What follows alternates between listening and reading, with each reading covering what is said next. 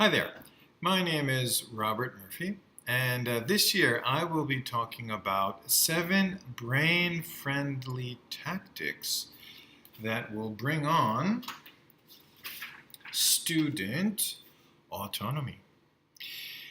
Now, why do we want to have student autonomy in the classroom? Autonomy means where we have the students capable of working on their own, filling the gaps that we as teachers wouldn't even be aware of. Okay, these magical, mystical things start happening once students gain this autonomy. Now, why is that? Well, a lot of it is due to ownership, feelings of ownership. If a student doesn't really feel ownership of the material, the student doesn't feel ownership of any of the content of the lesson, where is that going in the brain? Perhaps literally it's going in one ear and going out the other. Well, at my session, I'll be talking about 7 tactics to bring on wonderful ownership. And one of them is what I call the Trinity of Assessment. What is this about?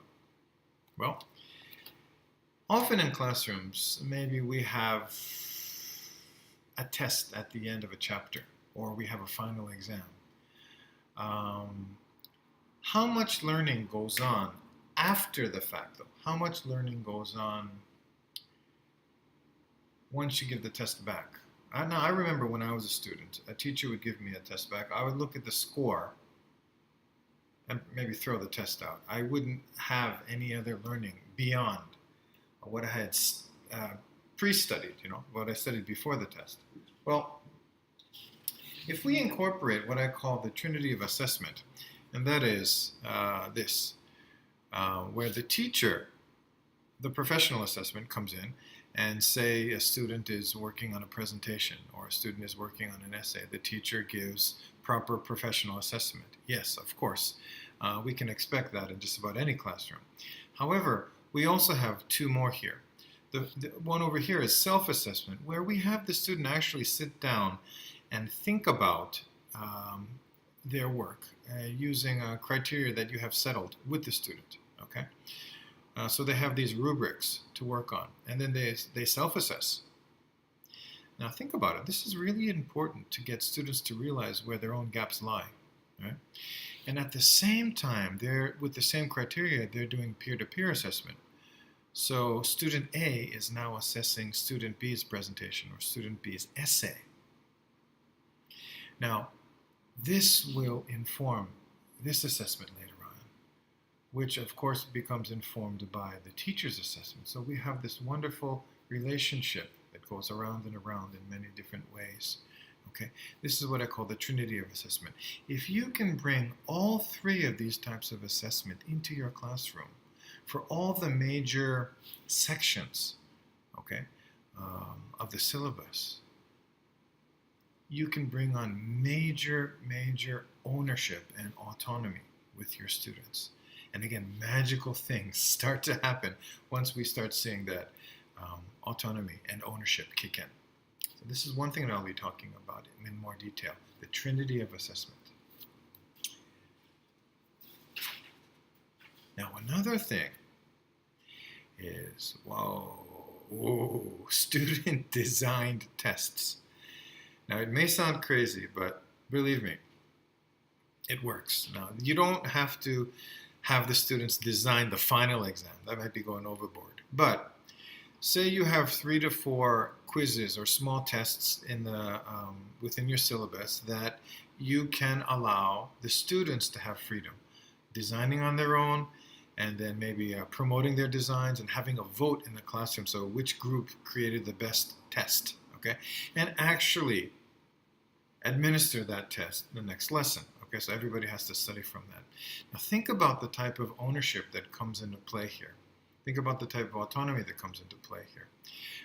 The students have to come up with test design that satisfies, the rubric and all these requirements, and it has to be voted as the best one by their peers. Okay, so there's a lot of interesting pressure going on, but the sneaky thing about it is, as they are designing these tests, they are relearning the content.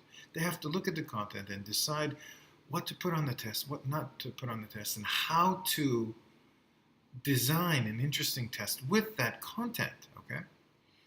So again, all these magical things start happening when students start designing their own tests, promoting their own tests, and voting for the best test.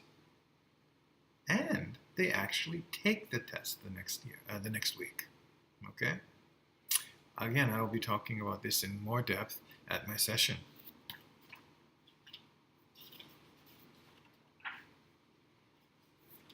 Now, the final thing I want to talk about in this video, okay, is again, student-designed master lists. What is this? Well, there is probably too much top-down teaching in the world. We know this, right? There's got to be a lot more bottom-up, where the students get to choose what they want to study and how they, and they're allowed to plan how they study, right? All this top-down, robotic-type rote memorization was good for perhaps when the Industrial Revolution was going on and people had to master and memorize everything that was in the technical manual to get some piece of machinery to run. Now, we know language does not work that way. And as language teachers, along with the student-designed testing, why not have student-designed master lists? Now, what this is the students make a list of words, make a list of phrases, make a list of grammar points that they think are important and matching the content that we happen to be on. And the teacher also provides their ideas. I think, well, maybe you should learn this vocabulary. Maybe you should learn these vocabulary points. Maybe you should learn these grammar points. But I don't, as a teacher, I wouldn't mandate this. I wouldn't say, you have to do all this, okay? So then the student, it's up to them. They look at their list, they look at my list, my potential list, and they put it all together, and they create a master list, okay? And they use this to write their next essay. They use this to do their next presentation. Yeah, a lot of bottom-up learning going on here. Very similar to the student-designed test, but significantly different, isn't it? They work hand in hand, but they are different. Again, at my session, I'll be talking about this. Now, I will actually be talking about 7 brain-friendly tactics, and I only gave you maybe 3 and hinted at another 4th one, okay? I hope to see you at my session, and I'll also have a workshop about syllabus design, okay? If you have any questions from this video or maybe even after the conference, please send me an email. The email address should be listed below here. Okay? Hope to see you soon. Bye.